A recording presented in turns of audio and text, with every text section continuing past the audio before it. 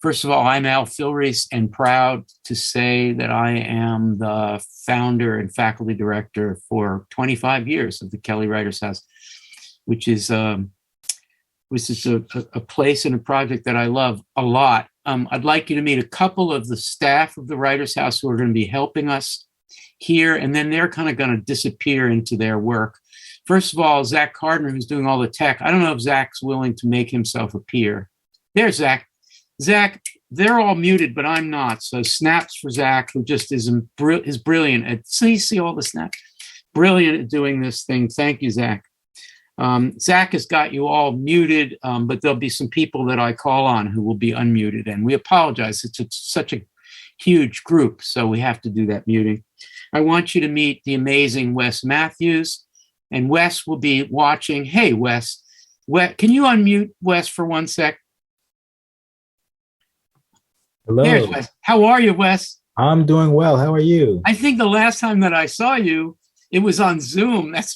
Probably I've seen you at the Writers House, but you joined us and you read some of your poetry and it was great. And thank you. So everyone, thank you, Wes. Everybody, Wes is going to be in the chat and Wes is going to be conveying some extra special, questions and comments that you all make to me through some secret method so I can see it.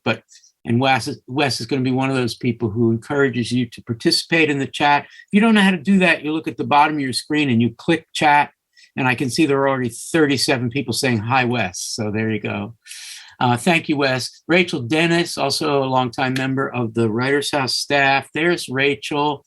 Hey, Rachel, how are you? You worked so hard to make this wonderful space at home ready for prime time. What do you think? Is it ready for prime time? I think so. I think so too. You've got this sort of light sculpture there on the wall. I love it. Rachel is also going to be reading the posts to chat and conveying some of them to me. Thank you, Rachel. And then there's the amazing Heidi Kalu. Heidi is amazing. And Heidi is expert and also a member of the full-time Writers House staff.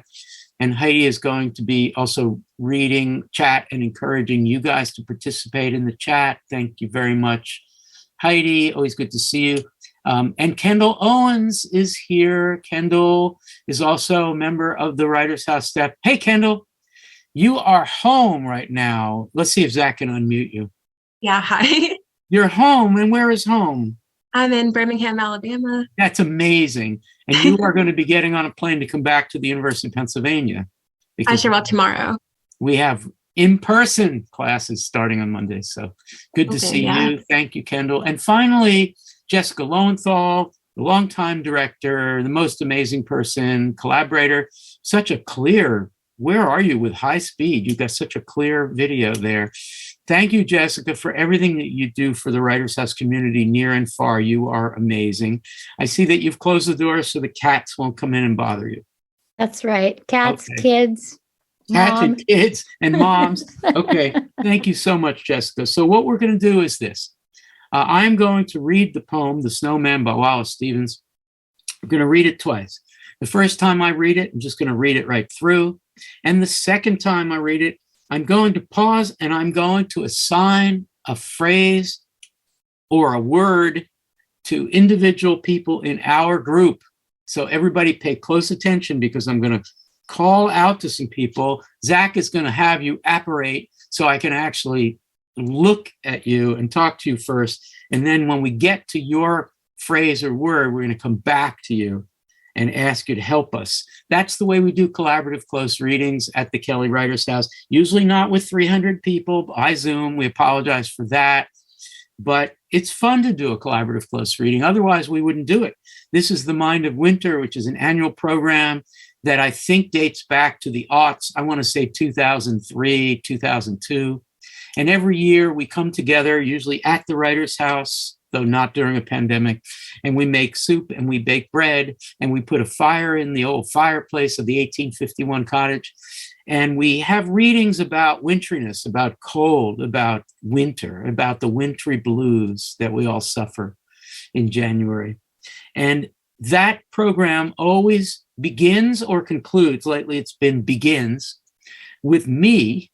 They wheel me out from history, and I do a collaborative close reading of this poem by Wallace Stevens, which is really about winteriness and the emptiness of the winter. So it being a pandemic and we're all scattered, it's the silver lining, the COVID silver lining is that we get to have participants from all over the world participate in this.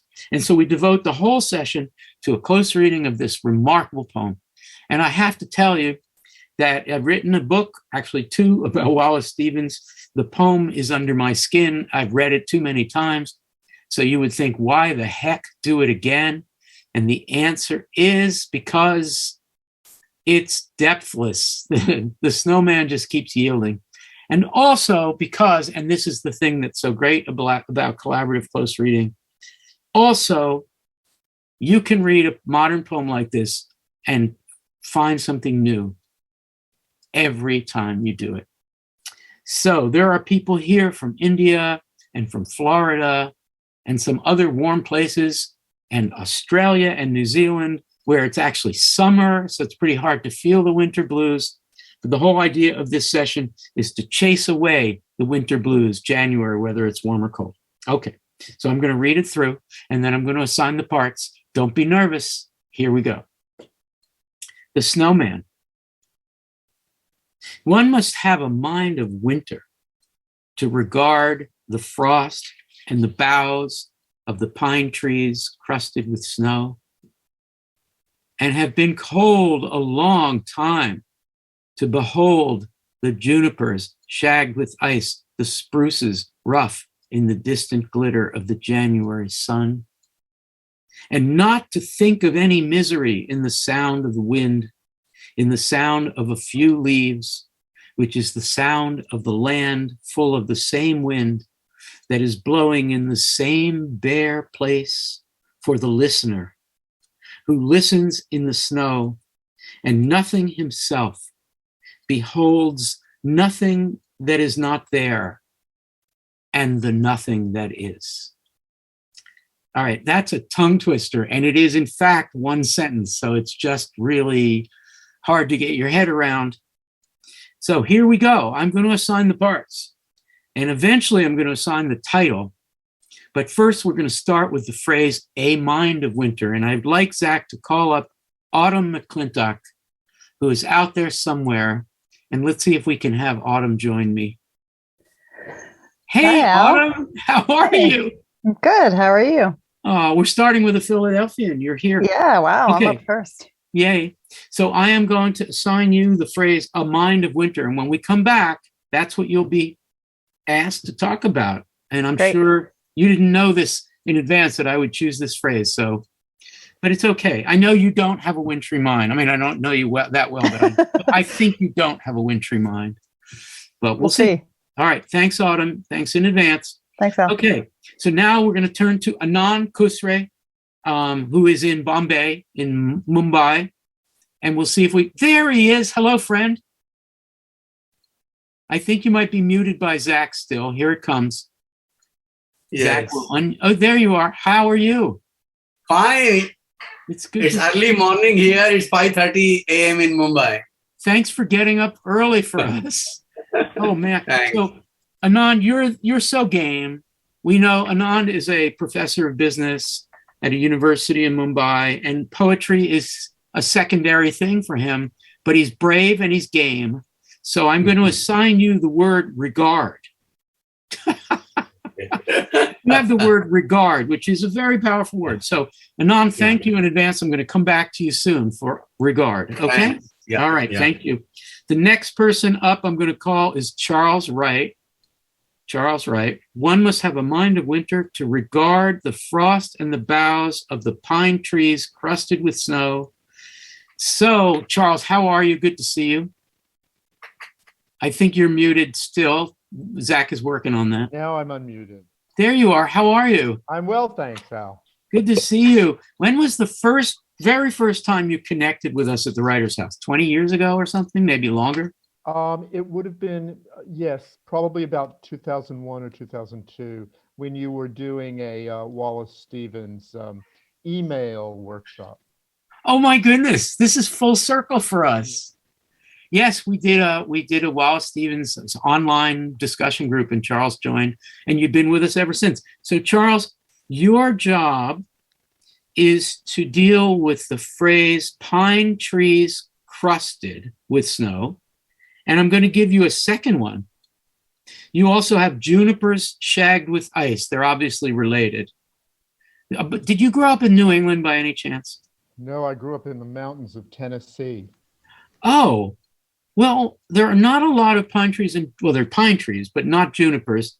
But still, We have juniper. We have junipers. Sure, we do in Tennessee. Okay. I So say you're- we. I don't live there now, but You're in New York, I think. I'm in New York City. Yeah. So, but you were high enough elevation to maybe have seen juniper shagged with ice? Oh yeah, absolutely. Smoky Mountains. I grew Oh, up the Smokies. Love it. in the foothills of the Smokies. Oh, I picked the right guy. So when we come back, you'll do pine trees crusted with snow and juniper shagged with ice. Thank you, Charles. Now we turn to the phrase cold a long time, and have been cold a long time. And I want to turn to my friend in Warsaw, Poland, Magdalena Machinska. And hey, Magdalena, Hi. how are you? It's very wintry in Warsaw. We I just bet. had snowfall today, so Oh, how much snow did you get? well, enough to cover everything in white. So Marvelous. This is perfect for this. yeah, Although yeah, it is now, we established 1:15 a.m. where you are. yeah. Well, thanks for staying up this 2 nights in a row. Your job, Magdalena, should you accept it, is to take the phrase cold a long time. Okay. One must have a mind of winter to regard the frost in the boughs of the pine trees crusted with snow and have been cold a long time. Okay, your game? Thank you. Thank you, Magdalena. Okay, and now we turn all the way in Australia to Kat McCready. Kat is there somewhere. I bet Kat's there. I hope Kat joined us. It's also very early in the morning. Okay, I'm going to call. Okay, I'm going to call an audible then. I'm going to ask Holly York. Can you find Holly York? Holly, oh my goodness, people come and go so quickly around here. Hi, Holly, are you in Atlanta? No, you moved, didn't you? No, I'm in Atlanta. Yeah, In just Atlanta. got here. Just zoomed in. So here I am. Just zoomed into Atlanta. Just I'm, just to you. I'm really surprising you tonight, but I'm going to ask, but you're like an old hand at these sorts of things, but so I'm going to ask you to take the word behold. And it occurs twice, Holly. It Okay. occurs way up there at the line to behold the juniper shagged with ice. And also at the very end, for the listener who listens in the snow and nothing himself, beholds. All right? It's a really hard word. Mhm. Is there a French equivalent to the English behold? Probably not, right? I could come up with one, I think. I bet you could. It's a very English word. It's got good synonyms. Thank you in advance, Holly. Fantastic. Okay, now we're going to go to maybe our youngest participant, a high school senior named Maggie Miller. Maggie's out there somewhere, I know. Hi, Maggie. How are you? Hi, I'm good. How are you? Great to see you. And your mom is watching tonight. Do you think she's nervous about your talking in front of 300 people? Hopefully not. I don't think she would. She's not the nervous type. Not. Anyway, Maggie, you are a prospective student of the University of Pennsylvania. Yeah, that's great. And so I want everybody in this whole thing to go to your reactions tab and to click thumbs up for Maggie Miller in her prospective collegiate career. Of course, yeah. Oh, there's Mom. Hi, Suzanne. Zach, did you do that? That's amazing. How you doing, Suzanne? Hello, I'm excellent. I'm great. You're not nervous for Maggie? No, No, not at all. no, Not at all. not Well, let the record show that Suzanne Maynard Miller was my student. Let's just say in the late 80s. Yep. And now there's the chance that your daughter will become my student as well. And that's a little freaky for me It is. and maybe for you. All right. Thank you. Okay, Maggie, this is actually going to be hard because you're a Brooklynite. You don't spend a lot of time in the country, do you? Not particularly, no. No. Okay. Well, you've got the distant glitter of the January sun. Okay. Good luck with that. I'm sure you'll talk to somebody about the way the weather works and the sun in the winter and all that. I'm sure you'll figure it out. Okay, great. Thanks, Maggie. All right. Now we turn to Leah Beggs, whom I actually haven't seen in years, I don't think. Hi, Leah. How are you? Hi, how are you? It's great to see you. It's good to see you too. And you were my student in the poetry class. Is that right? A long time ago, yes, that is Oh, correct. wasn't that long ago, was it? Late you- 90s, 90s. 90s. So, And you yeah, are, I believe, a doctoral student. I am. So, and you're also a teacher. So this is great. Yes. All right. So your job is to deal with the phrase "not to think." That's it. Not to think. Hmm. It's hard to do when you're a doctoral student. True. I'll try my best. Okay. Thanks, Leah. Thanks in advance. We'll come back to you. And now, and not to think of any misery in the sound of the wind. So Rob Friedman, who is a brilliant person and a real literary person. Hi, Rob. How are you? I'm doing very well. You know, when you said earlier that you're calling on the youngest person attending, I kind of hope you'd call on me. I have to deal with that. I really don't know how to come back on that comment. I think Yeah. we're just going to leave that, Rob.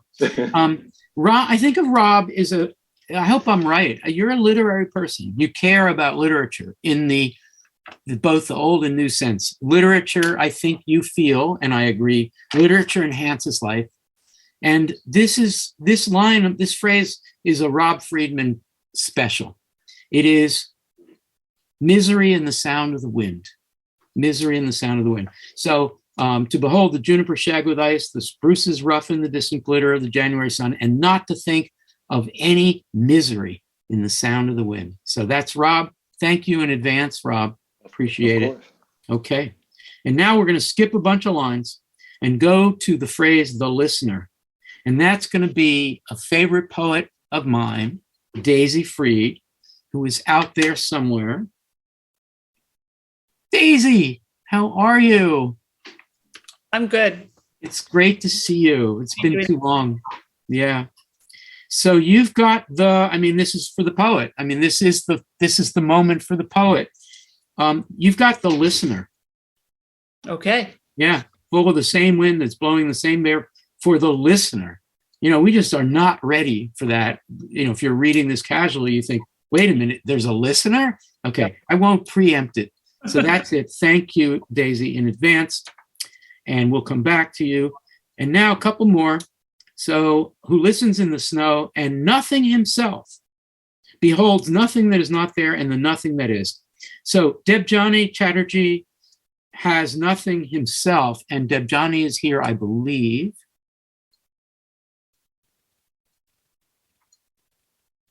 Maybe not. Okay, hi, Debjani. Hello. How are you? I'm good. How are you? Now, we've seen each other by Zoom or face-to-face, haven't we, at some point? Maybe not. Maybe not. And where are you right now? I'm in Seattle right now. In Seattle, Washington. Fantastic. Yeah, my daughter's home. That is wonderful. Visiting. Is your daughter going to join us? No. She's busy with her software assignments. Okay, she's got to do that. Well, you're doing poetry, and your phrase tonight is nothing himself. That's what you've got. For the listener who listens in the snow, and nothing himself. Behold, nothing that is not there, and the nothing that is. So you've got this problem of nothing himself. And Debjani, thank you in advance for doing this. Let's try. Okay, we'll come back. Give my best shot. I know you will. Thank you. And so then we're going to go back after that to Holly York on Beholds, and then two more phrases. nothing that is not there, and the nothing that is. So nothing that is not there is for a current Penn student and my student in my seminar this semester, Rachel Swim, and also a member of the Writers House staff. And here's Rachel. Hello, Rachel. Hello, Al. How are you? I'm all right. How are you? Good. So you've got a difficult phrase, nothing that is not there. Indeed, I do. Do you want to pass that along, or do you need a lifeline, or you're going to go for it? I'll take it. Okay. I mean, what have 4 years at Penn taught me if not how to deal with this? Yes, that is spoken like a real senior. Fantastic. Okay, thank you, Rachel. And now, finally, the last phrase, the nothing that is. The nothing that is. And this is my buddy, Shantine Akiyama Poe. Shantine is out there somewhere. Shantine! Hello. How are you? I'm well. You're How doing are the you? backlighting like a pro. Oh, we can only put a lamp over there, so that's what's happening. So are you a little rusty on your poetry? It's been a month or so? No, you're not rusty. I've been keeping up with Poem Talk and other such podcasts. Great. So you've got the phrase, the nothing that is, and you're the anchor. You're the last. Okay. Cool? Okay. Hope Thank I don't you, disappoint. Shantine. And thank you, everybody. Okay, so we are going to start now. I'm going to read the poem through as we go, phrase by phrase, and we will call on Autumn first. The Snowman. One must have a mind of winter. All right, Autumn. Let's bring Autumn back. So, Autumn, make quick work of this. I think you can. What does it mean? If I came up to you on the street and said, oh, Autumn, I'm glad we're talking to somebody named Autumn for a winter poem. Sorry, yuck, yuck. Sure you've never heard that before. I come up to you on the street and you say, how you doing, Al? And I say, oh, mine, I have a mind of winter.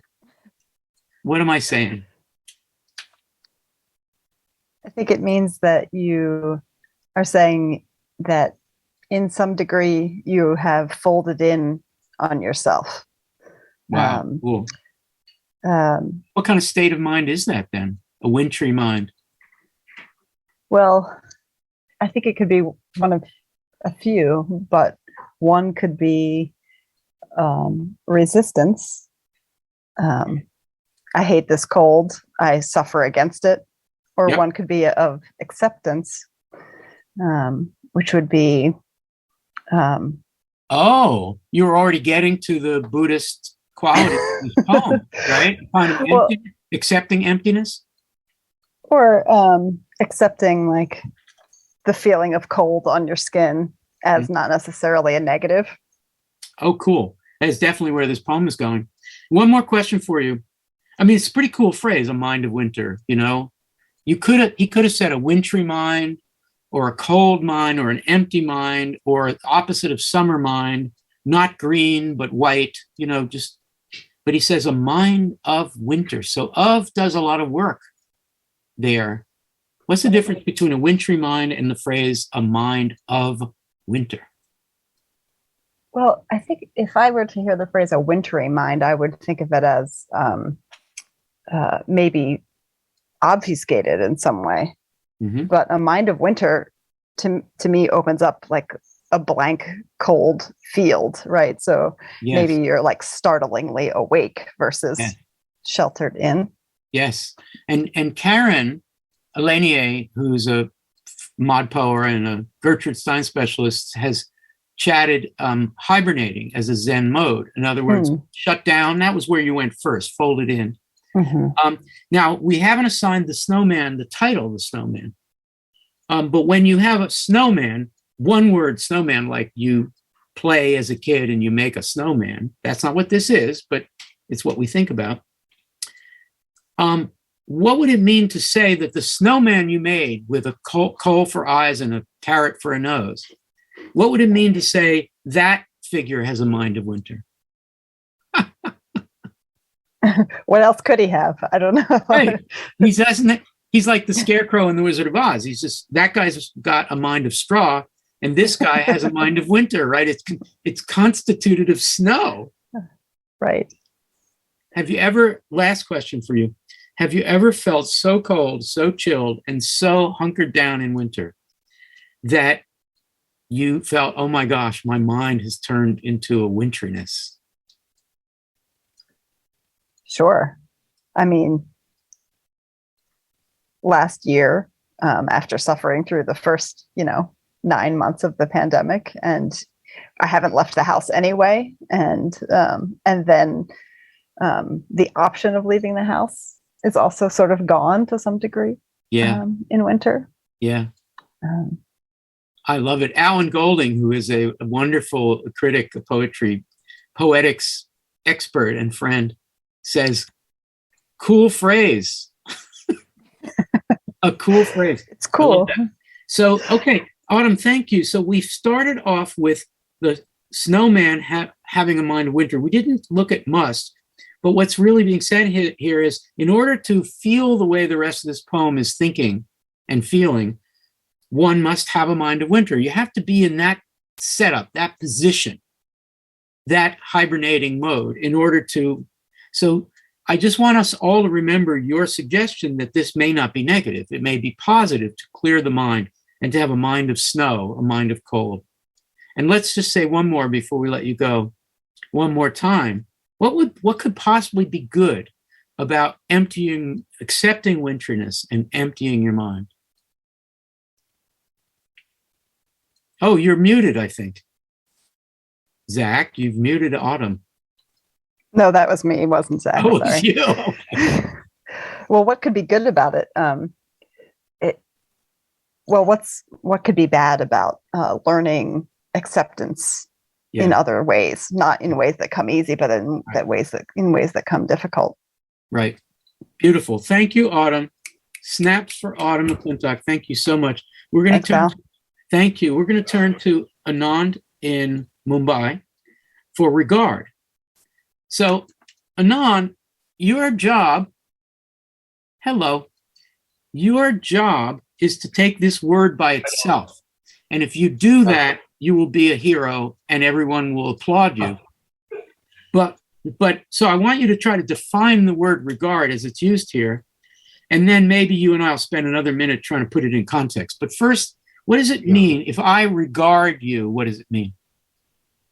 Yeah, I think it has multiple meanings, but the most, I think, important, and here I would say regard in terms of gaze steadily at something, look at it something seriously, or have a very good look at it. There's a difference. If you're sitting in a restaurant and there's a very interesting person nearby who's having an interesting conversation, and you notice that person, or you see that person, it's different from regarding that person. So what's the difference? What does regarding mean in that context? Yeah. One regard is, of course, also by way of respect, that you have regard for someone. That's a different meaning. That's right. Respect, admiration, right? Yeah, that's right. And also, regard is something very positive as against passive, which is see. You see something which might come into your vision, but you regard something about which you are serious, or you want to specifically look at something or think about something in a specific way. So regard, I would say, is that connotation. Yes, I think you're right. And Sherry Shu has said it has a positive connotation in the chat. She said that, and that is certainly it's generally a positive word. It's generally a positive word. Yeah. Right. And I would also say by regard we mean that you accept something and not avoid something. So in this case here about this winter thing, so when he's regarding all this scene of the winter, he's accepting the scene as it is and not trying to not look at it or avoid that scene. Very good. So let me spend 30 more seconds with you before we move on to build a little context here. The snowman, one must have a mind of winter to regard the frost, etc. Yeah. So let's see if you and I can figure out why one must have a wintry mind in order to regard. Maybe if one had a regular old spring, summer, or fall mind cluttered with all kinds of anxieties and other thoughts and a kind of fecund imagination, then we wouldn't need to regard. We might just see or observe. Yeah. What do you think of that? Does that make sense to you? Yeah, it definitely makes sense to me.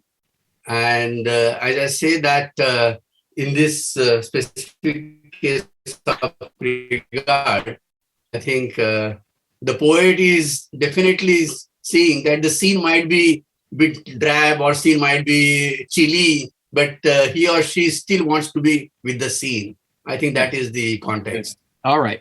That's great. And I'm going to ask a last question of you, but it's a big one. So please just give a short answer off the cuff. Who is doing the regarding? Do we know? Yeah, I think the poet himself is doing the regarding. That's my reading of the And situation. you are brilliant and also a student of ModPo, where every poem is meta-poetic. And so clearly the poet is involved. And I see your Wallace Stevens collection on the couch behind you. And I'm so glad that really? there it is. Thank you, Anand, my friend. Thank you so much. Thank you. Claps for Anand. Yay, Anand. Thank you. Thanks. All right. Thanks for getting up so early. Now we turn to Charles Wright. One must have a mind of winter to regard the frost and the boughs of the pine trees crusted with snow. Yeah, and Charles also has the juniper shagged with ice. So this is a natural description, Charles. I'm going to guess that this is a fairly straightforward thing I've assigned you. What do you have to say about pine trees crusted with snow? What do we know? It's certainly a very vivid phrase. It's the crusted and shagged are the sharp consonants evoke the appearance. It's almost like visual onomatopoeia. Oh yeah, crusted, nice. So crusted has that sense of the kind of snow that crunches when you walk on it. Exactly. And shagged with ice, I think, is similarly vivid and evocative. It is. So when did this snow fall? Do we have any idea about how old this snow is? It could be very old. It seems like it's very old. I mean, he's in West Hartford, Connecticut, but it's a long winter, and the snow's been around. You get a sense that when the sun comes out, there's a little bit melting, then it freezes up again. Which makes it even crustier, probably. It makes it even crustier. So here's my question for you, and you're going to have to speculate because we're not there yet. He says, one, you have to have a mind of winter in order to regard this thing you and I are describing now. Why is it that you have to have a mind of winter in order to regard this crusting and this shagging? I would venture that you have to give yourself over to winter rather than allowing whatever is going on in your mind and emotions to be projected onto this winter scene. So you're regarding what is actually there and not what is there filtered through your preoccupations. Yes, beautifully said. Yes, and so the difference between the snow that falls and it wasn't snowy last night, and you look out the window and you have a high hilarity of, my goodness, look at this fresh powdery stuff out there, the world has changed. However, on the 17th day of a lot of snow, you have a different attitude, and one must have a mind of winter in order to regard that kind of winteriness. It is a state of being almost. Yeah. Charles, thank you so much. This was great. And I'm glad that we revived your memories of the Smokies in the winter. And juniper, of course, is the source of gin. Yeah, so, okay. And Stevens was very interested in gin.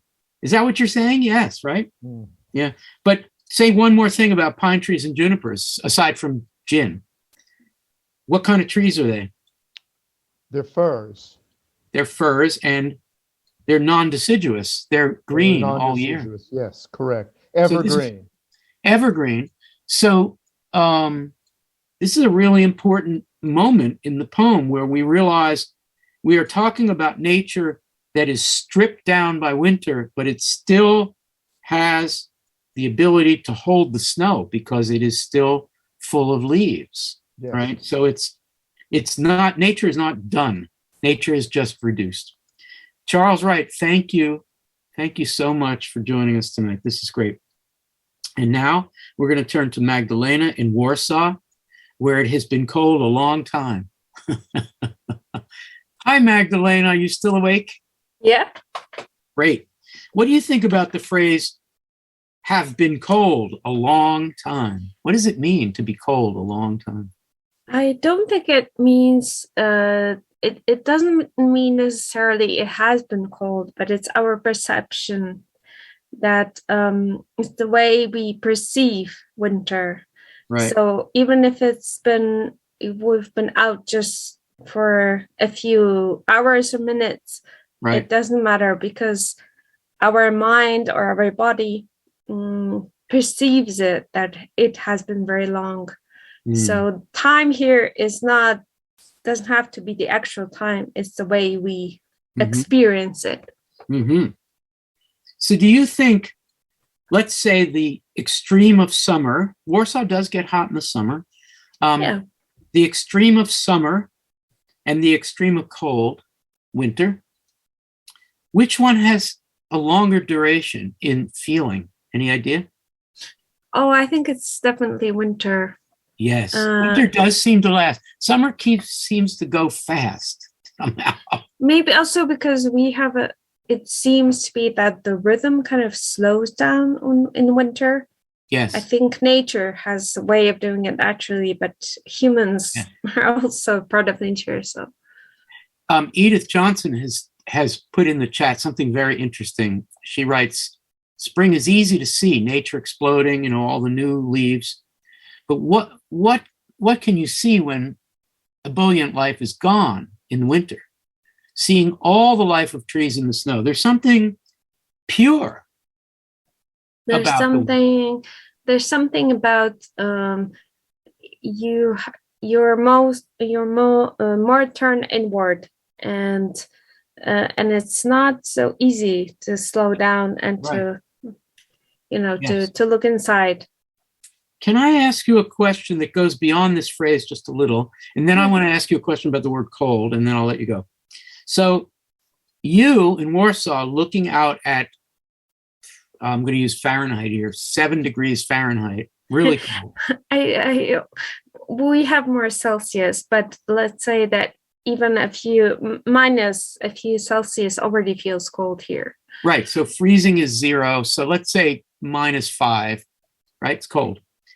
Generally speaking, when you regard or behold the winter, you do it from inside, looking out a window, I'm guessing. Unless you're waiting on the bus stop for public transit, then you really, yeah. And does transit work really, really well in Warsaw, or is it delayed? It works quite well, but in winter it seems you're waiting longer for buses than usual. And again, the perception of time changes. It's something. Yeah. Generally in poetry, I'm thinking of Keats and so forth. To regard spring, summer, winter, or fall, you do it from inside. Even spring. There's the famous casement, the window we look out of. It's a poetic gesture. And in winter, there's so many poems about the frost on my window and so forth. Yeah. Coleridge, Robert Frost. But here, where is the beholder, the speaker, do you think? Mm. Well, I think the poem maybe invites us to go a little bit beyond our feeling of safety and actually go into the cold, even if just for a moment.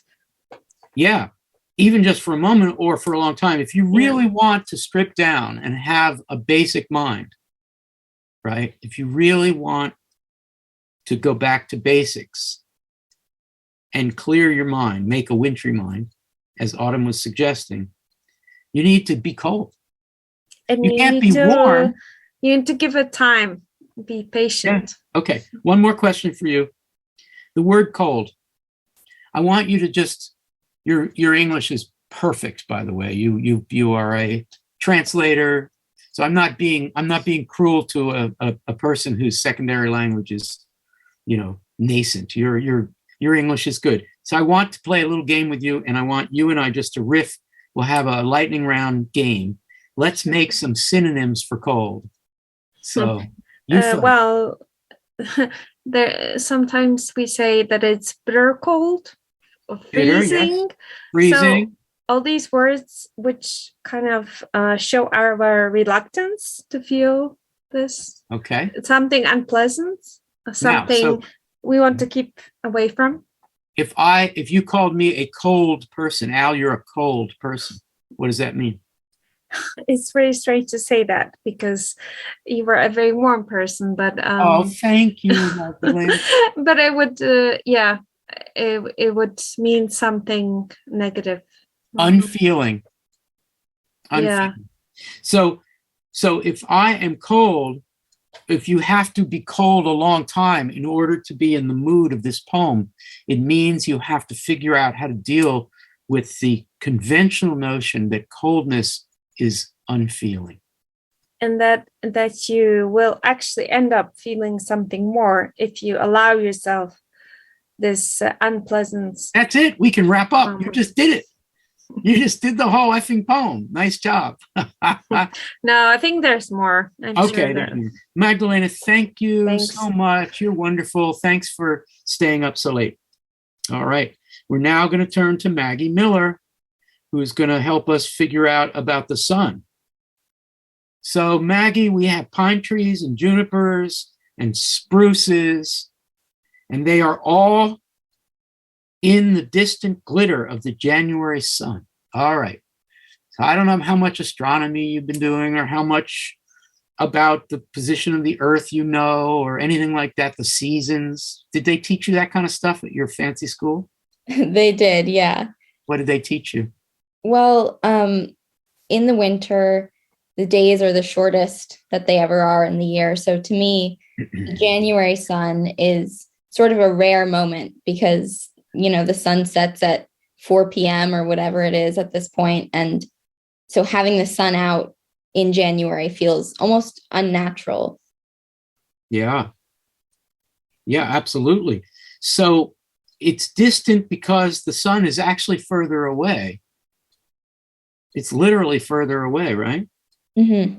So sun in a poem, the summer sun means life. It means fecundity and it means warmth. Mm-hmm. Is it possible to put sun in a poem and have it be cold? I think so. I think there's almost something dangerous about a winter sun, like blinding and reflecting off of the snow and becoming even brighter. So I guess in one sense, I initially saw it as dangerous and sort of piercing. But I think there's also the potential that sort of hope is even more magnified because the snow is reflecting it and it becomes brighter when it's there. Can you tell me something about the word glitter? It has connotations. Yeah, to me, it's a sort of superficial word, like, not all that glitters is gold. I think, again, it's hopeful in terms of something being aspirational or, good, but it's also just the way that the light glints off of it and it's not actually reflective of the actual substance of the thing. Very cool. The chat is cheering you on, by the way, Maggie. Yeah. So let's talk a little more about glitter and then I'll let you go.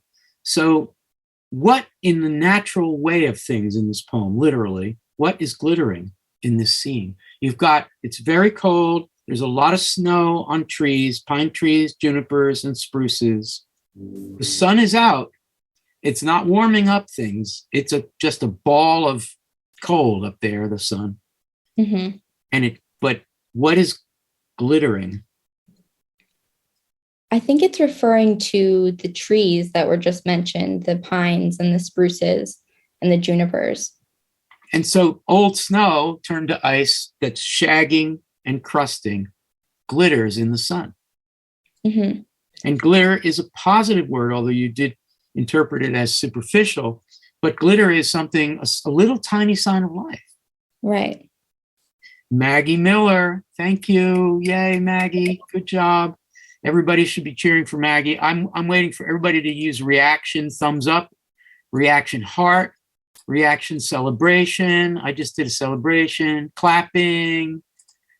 Maggie, there's a heart again. Yay. Thank you, Maggie. Thank you so much. Oh, you put your own heart up. That's great. Thank you. All right, I'm going to go back to Holly York to help us with Behold. So, hey, Holly. Hi. How Okay, are I thought we'd skip that. Okay. Oh, you were hoping we'd skipped it. Well, I was not. Definitely not. I would Okay. not miss an All right. opportunity to, All right. to talk. So I'm going to read it all the way through, up through the passage that Maggie just helped us with. I'm going to read it from the beginning to the January sun. And I want you to think about Behold as possibly a little different from Regard. It could be the same, and help us out. Because one thing that hasn't been solved yet, and Daisy Fried is going to really take us there with the listener, but we haven't figured out where the subjectivity is, who's doing the perceiving, or from what position, right? So I'm going to read it, and let you and I talk about Behold. All right. One must have a mind of winter to regard the frost and the boughs of the pine trees crusted with snow, and have been cold a long time, to behold the junipers shagged with ice, the spruces rough in the distant glitter of the January sun. Is it possible, Holly York, that he's right, that you have to be cold, that you have to have a mind of winter to behold all this happening out there? It may, yeah. The idea of behold, there's an awe and actually a reverence that you see in behold, and maybe you'd have behold when the magician does a trick, or when a godly figure does a trick. Behold, I bring you glad tidings of great joy in the Christian tradition that we've just come through with Christmas. So it's an elevated kind of, wow, look what's happening now. And so is that true, that to be able to behold it, to actually have an awe of this and see it as a wonderful, full of wonder kind of thing? All right. Shall we do the metaphysics of seeing? Because there is a seeing, Holly, where the perceiver does not own, possess, take control of what is being seen, right? Let's just call that a kind of non-romantic or pre-romantic conception, or pre-modern conception. And then there is this idea that what you see, you control, that you hold, that you possess, behold, that you have it, or that you become one with it. What do you think about that reading of behold? Well, behold, be and hold is being and holding, being one and holding it. Yeah. That certainly works with what it looks like etymologically. If you're being with it and holding it at the same time, being together and holding it. Yeah. There is also a sense of beholden that we use not a lot these days, but gratitude. I feel beholden to you.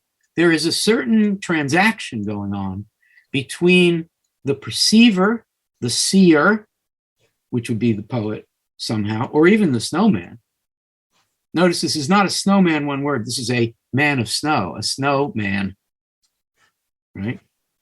So there is a transaction going on between the person who has gone out to the snow to see what snow is really about, to see what cold is really about, and the cold stuff that is being beheld. And what, Holly York, here you go, is the relationship?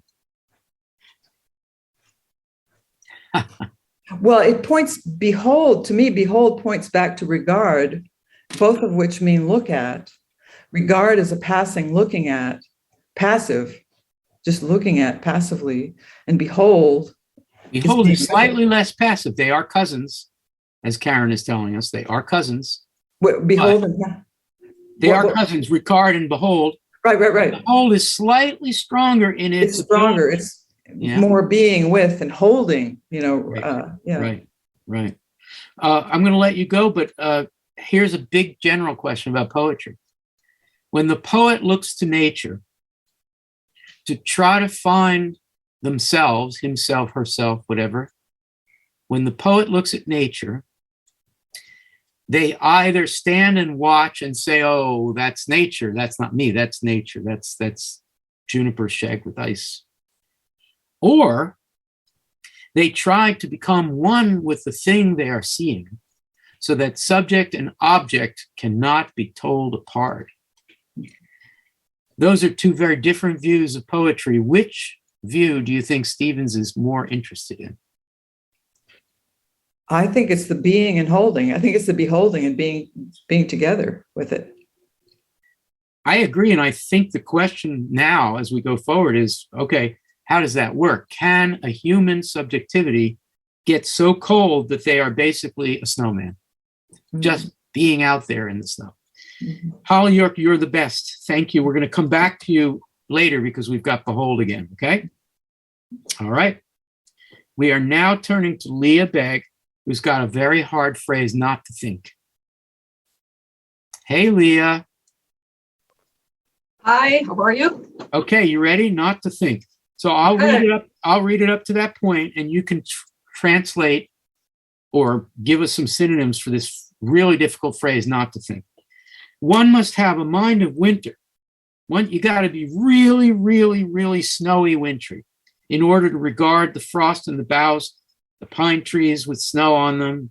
And you must be cold a long time. You must really be cold to behold the junipers shagged with ice and the spruces rough in the distant glitter of the January sun, and not to think, et cetera, and not to think.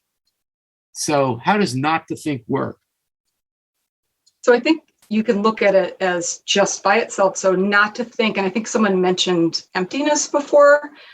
So, and like you just said, being in nature sort of turns off your mind, maybe, and you get to that serenity by being in nature. You close off those unwanted thoughts. But then you could also think of it as, maybe if you think of it together with the next line, like not to think of any misery, then, it's a totally different meaning there. So not to think, you're turning not to think, which as a professor, Professor Begg, do you have a student named Carol Malley? Carol Malley is participating and says, go, Professor Begg. Okay, yes. Isn't that great? Your job as a professor is to think. And the last thing you want to do is tell your students, please don't think. But Stevens, very wise person, is actually trying to create a counterintuitive idea that the best way to perceive is not to think. What could that possibly mean? Yeah, I mean, again, just to be able to empty your mind of all of these like unwanted thoughts, all the stresses, all the anxieties, and to be able to sort of be in nature. Just to see the cold. Just to behold. To behold the cold. Will has chatted, don't let your thinking keep you from seeing and beholding. Very Zen idea. If you would let go of the subjectivity that keeps you thinking about what you see and become closer to the objectivity that you see, it's an impossible thing, we're saying here, at least to sustain it, then you will actually see nature for what it actually is. Cool? I like it. I like it too. Thank you, Leah. Thank you so much. Welcome. Thanks for having me. Oh, this is great. All right, Rob Friedman has been set up so big time.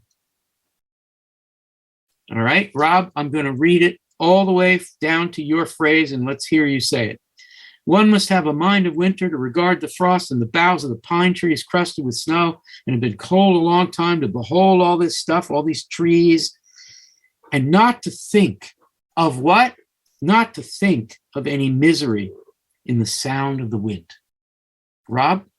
I think it's about the subjective feeling that one has, immersed in there to impose one's personal experience on the landscape. And when one is bone chilled and you hear the sound of the wind, it sounds frightening, it's ferocious, and he sees misery in it. And I don't know if you assign the next line to someone, but I think it's essential to see how misery and the sound of the wind is offset by the word few. Like to talk about how our own feelings can become an exaggerated, almost narcissistic imposition on the scene, that in fact he's just kind of dismissing at the end the sound of a few leaves. So if you're not cold almost along, narcissistic, I mean, downright narcissistic, to go out to hear the sound of the wind, Rob, and to have the nerve, the human nerve. How dare we say, oh, this is misery. Right. So, go inside. Nature isn't misery, it's just the wind. The wind does the wind. Right. And the cold has made the viewer chilled, and therefore it changes the viewer's feelings, and the change of feelings changes their perspective. It's our fault, and poetry's fault, I guess. It's our fault to assign all of these affective impositions on what nature does. And it's our fault to say warm means positive. You're a warm person, so you're a good person. You're a cold person, you're a bad person. No, sometimes things are cold and sometimes things are warm, and they are what they are. Mm-hmm. This is the pathetic fallacy. Misery and the sound of the wind. Okay, so let's generalize. That's great. So let's generalize about the poem so far. What's Stevens trying to get us to do with this in relation to this misery that we all feel in the winter? I think he's trying to get us to behold the scene without an imposition of our own subjective experience. Well said. So if you behold, misery is not possible because you will simply behold what is there. The junipers are shagged with ice. Behold them. Don't assign emotions to them or you'll be miserable. It's like somebody said earlier, like stand outside cold a long time and you get past misery. Rob, I didn't assign people anybody to do the next lines, but because it continues. But I'll read them and you can offer a final comment on that. And not to think, you have to be cold a long time, not to think that there's misery in the sound of the wind, as we just talked, in the sound of a few leaves, which is the sound of the land full of the same wind that is blowing in the same bare place. Clearly, he's continuing the thought, but do you have anything to add? Well, I think in the sound of a few leaves is a sort of deflation of that narcissistic viewpoint. It's kind of saying that the feeling of being cold, the viewer imposes this misery. I mean, it's an extraordinarily harsh word. And he's sort of saying you're seeing misery in just the rustling of a few leaves, that it's an over-felt situation rather than an over-beheld situation. Yes, that's beautiful.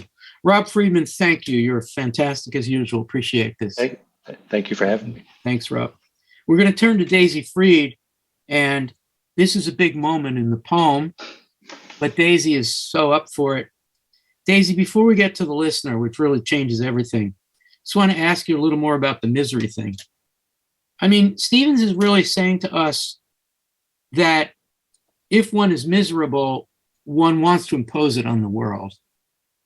And we don't all agree with this, but it is, I want to hear your thoughts about that, because poets have always thrived on taking their own feelings and seeing it everywhere. And we've actually rewarded them for that. What do you think about all that? Well, one of the things that I was thinking about misery in this poem, and this is not a direct answer to your question, I don't think, but misery here is in the sound, and misery comes up when we switch to hearing in this poem. Like I think the first three stanzas are all about what you see, and now it's only when we're hearing that we come to misery. The sound of the wind, the sound of the trees, leaves, the sound of the land, and the wind blowing. And we're going to get to the listeners. You're right. We're turning from visual to oral. So, one of the things I'm thinking is that when we're sitting here and imposing our misery on the world as poets, that's all about an I, right? And an I in a fixed place, in a fixed. I mean the letter I, like the I, like the pronoun I, yeah. So when we're having a sort of lyric reaction to the world and telling the world how we feel, and that's often our misery, we're actually in a fixed position and we're reacting, right? And so it seems to me that this listener is, Stevens never says I. So when he wants to bring the poem back to the perceiver, yes, he makes it this kind of dispassionate listener. It's a listener. It's almost like when in an article in a newspaper, when you have the art journalist is an interviewer or a visitor, right? That's right. And you know that it's the New York Times reporter who didn't want to mess up the rule about the New York Times where you don't refer to I. But it's a way to kind of keep I and all the distractions of I from the poem. It also, Daisy, prevents us from just thinking, oh, there's Stevens, because he's saying something more general. He's saying we all can do this. Any listener can go out into the wind and have this experience. No, it's a chance to be more general. Right. Well, the other thing that happens here that's so interesting to me is that, this listener in the last stanza this listener receives all the syntax of the poem, right? This is a poem that's been building the sentence and building it. One must have this and this and this and this. And finally, we find out what the upshot is. The listener receives all of that for the listener, right? It's all being done for the listener. Yeah. So then we have a situation in which you stage a character in a poem and it ought to warm up the poem. It's become like really personal, but this listener is not warm.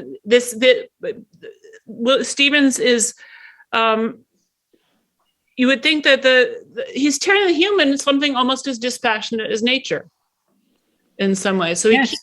It's counterintuitive move. You would think, okay, I am going to deal with my misery by going out in the snow, trying not to make everything miserable, but I am going to be more human. And he's saying, what we need to do is a little less human. Mm-hmm. We need to get out there and be so cold that we just listen, we just hear it, and we become nothing. Mm-hmm.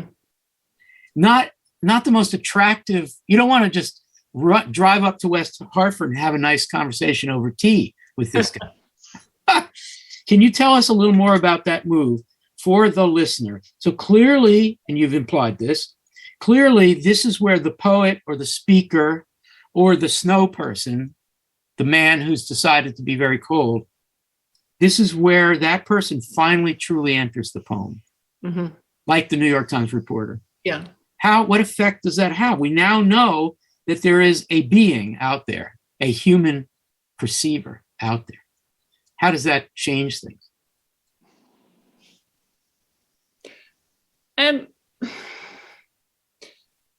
It brings in the possibility that we could know something about human body or human ethics or human emotion. And it brings in the possibility of, therefore, sort of melting the snow of things, right? Because you bring in the human and the human's body and their feelings, and all of a sudden, you warm things up.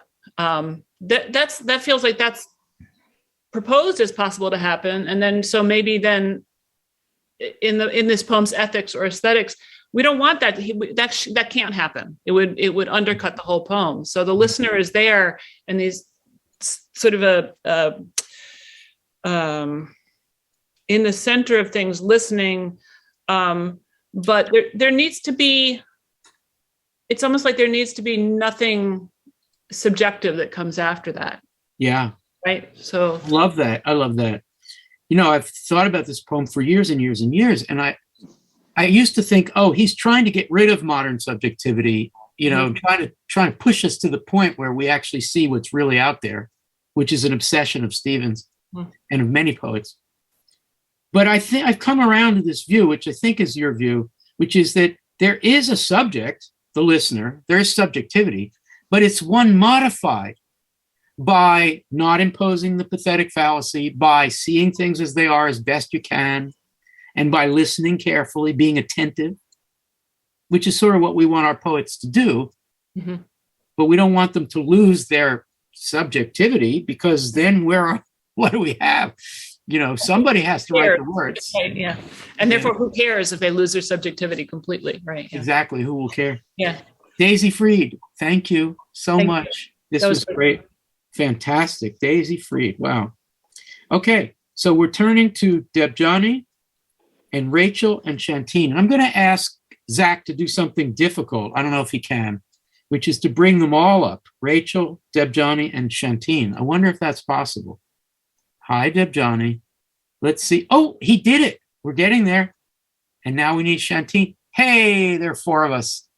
Okay, let's unmute all of them, Zach. So I'm going to read the last couple of lines, and we're going to wrap up. Debjani is going to help us with Nothing himself. Oh, you know what, Zach? We need Holly York as well to help us with Beholds. Sorry. This is fun. There's Holly. Hello. Okay, so we have Nothing himself, Debjani. We have Holly with Beholds again.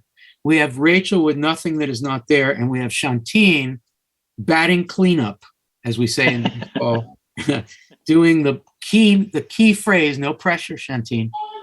The key phrase, the Nothing that is. Okay, I'll read the whole poem, and we'll turn to Debjani first for Nothing himself.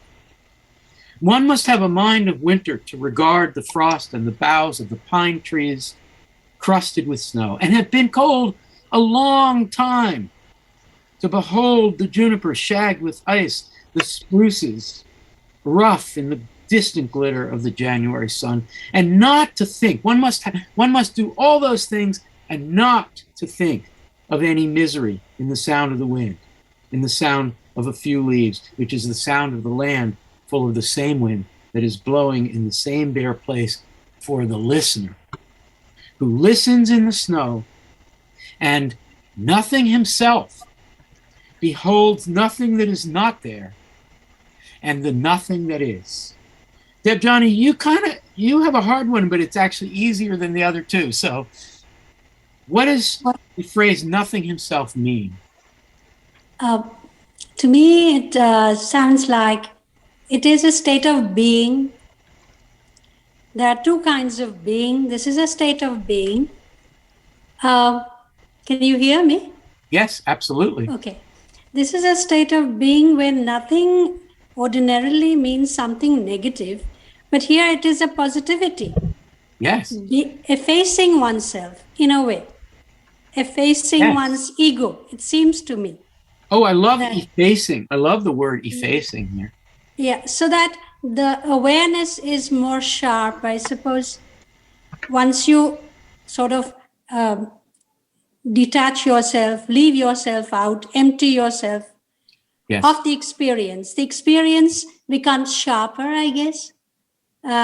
Experience becomes sharper. Yeah, your sensitivity is increased because you're able to leave yourself out, your ego out, perhaps.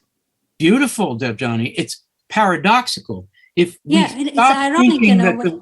If we stop thinking that the wind is miserable, or that our misery can be reflected in the wind, then suddenly we improve our ability to listen to what's really there. We observe better. We observe better. We behold better. We regard better, in the sense of regard meaning respect. Yes. We respect nature by not imposing ourselves. People have read this as, and forgive me, an anti-colonialist reading of Standing in the Cold. That is to say, it resists the beholding that is possessing. It resists the imposition of the way I'm feeling on the world around me.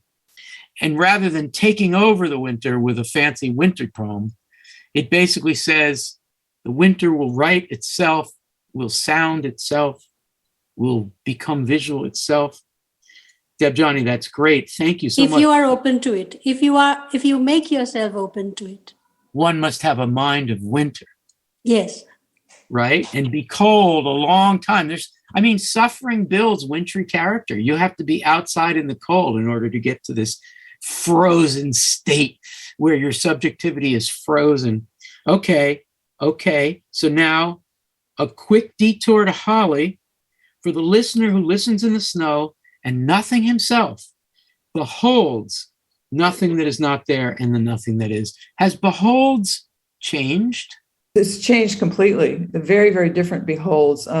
This beholds actually, before it was really the idea of looking at sort of with awe, and now it's pulled in, and it also encompasses listening here, not just looking, but also listening. And it's a pulled in version of the word. Instead of looking out, it's coming more inward. It's beholds, the word beholds, stripped of its connotation of possessing.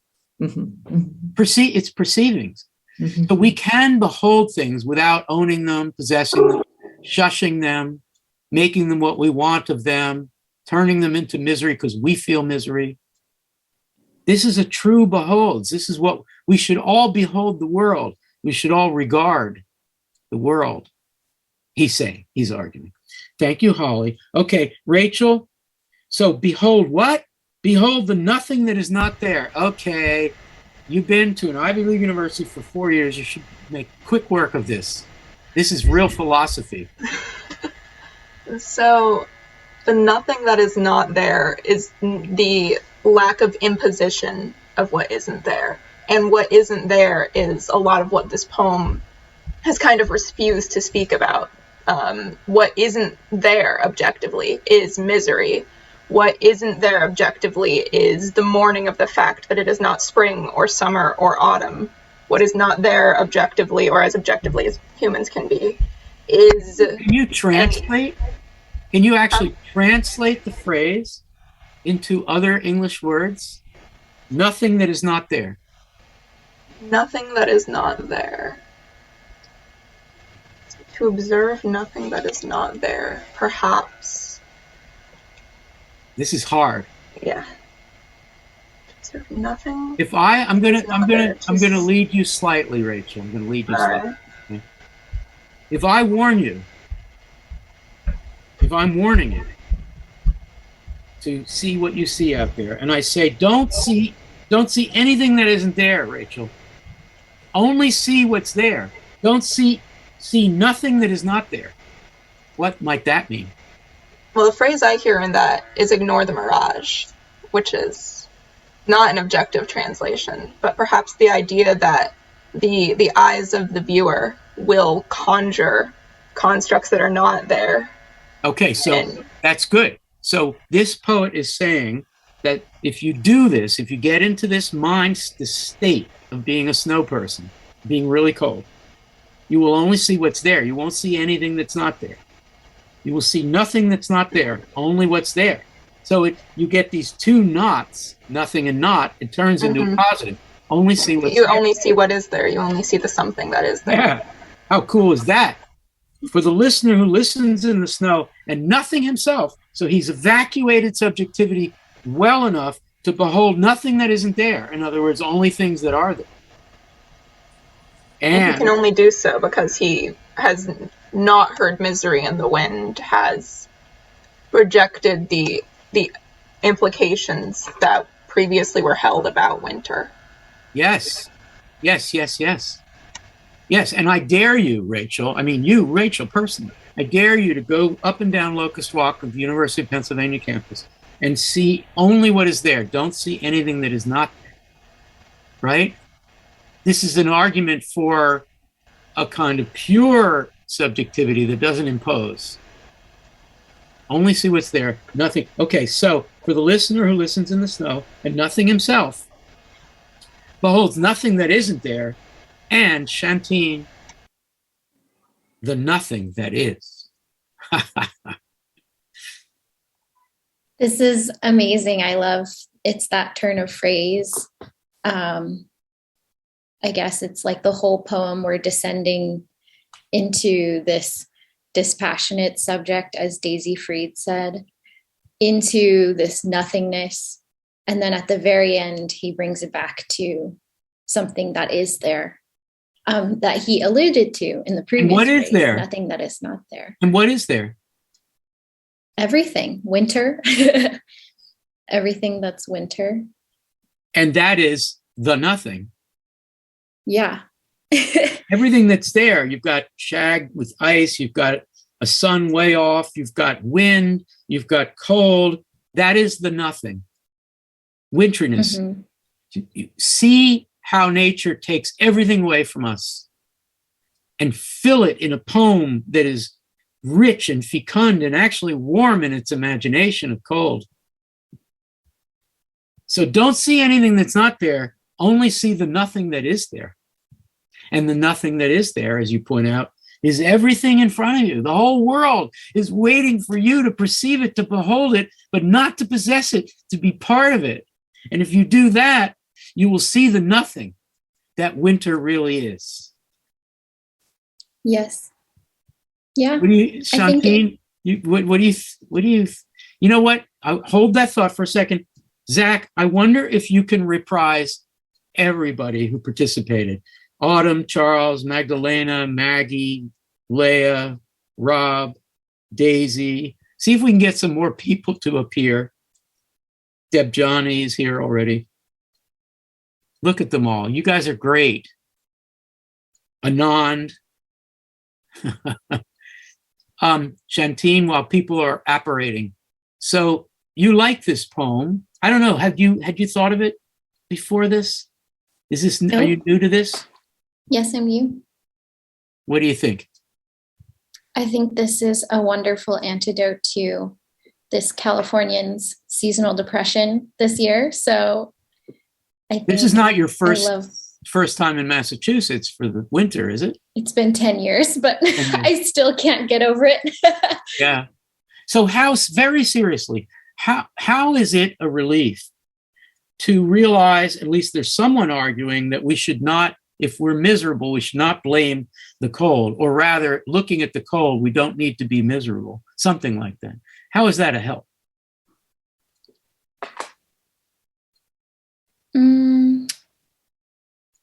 I mean, I think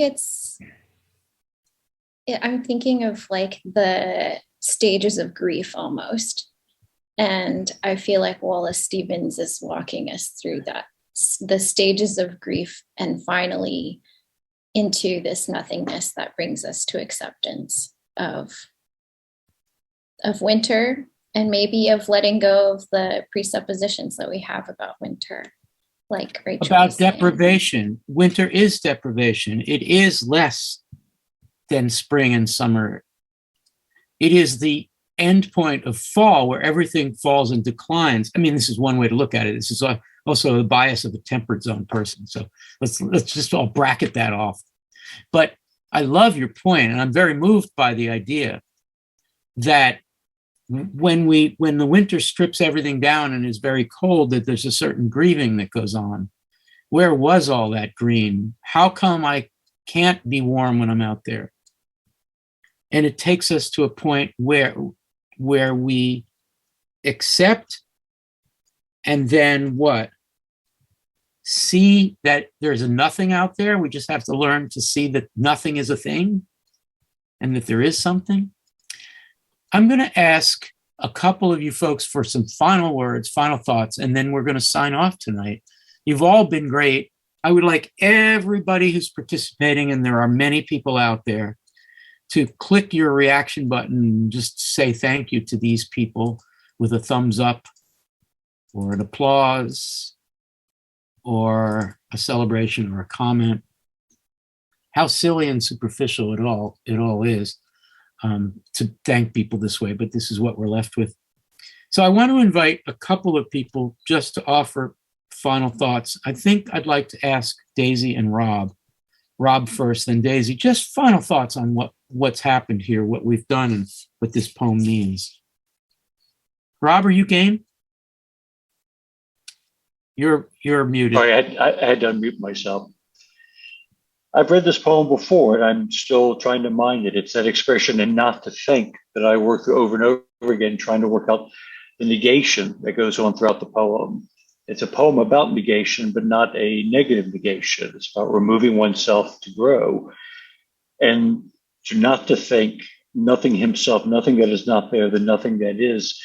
It's a poem of retracting ourselves to make the world larger, I think. Beautifully put. Daisy Fried, you have the final thought? Yeah, well, one of the things I'm thinking about is the fact that this poem is an argument. It is a poem with a message, but it is also a poem that very successfully gives us the experience that it's arguing about, and so that it's not just convincing us of something; it's allowing us to be the nothing and the not nothing, and to be the perceiver and the non-identifier, right? Yeah. And I think that's kind of an astonishing experience to have with a poem. Yeah. So the poem is an action as much as it is a message, right? So. Yes. And it is, and the way it's written with all of those conditionals and a single sentence, that is a kind of an interesting logical or counter-logical action. And you have to go through it in order to have the experience of it. Yeah, that's fantastic. Well, thank you so much. Thanks to the two of you for the final thoughts. And to everyone, Autumn, Charles, Magdalena from Warsaw, Holly York, Anand, Maggie, Leah, Rob, Daisy, Shantine, Debjani, Rachel, and also Wes Matthews and Rachel and Heidi and Kendall for helping us out with the chat. Thank you all so much for joining us tonight. Thank you for heeding the call from the Kelly Writers House. And it looks like Violetta Orozco says, "Al, you're the best professor ever." I'm just going to let Violetta Orozco have the final word. So thank you all and good night. Please, if you're in Philly, come see us at the Writers House. Please consider joining ModPo, modpo.org, or any of our online book groups, and we will see you next time. We hope that your winteriness sees a little warmth at the end. Good night, everybody.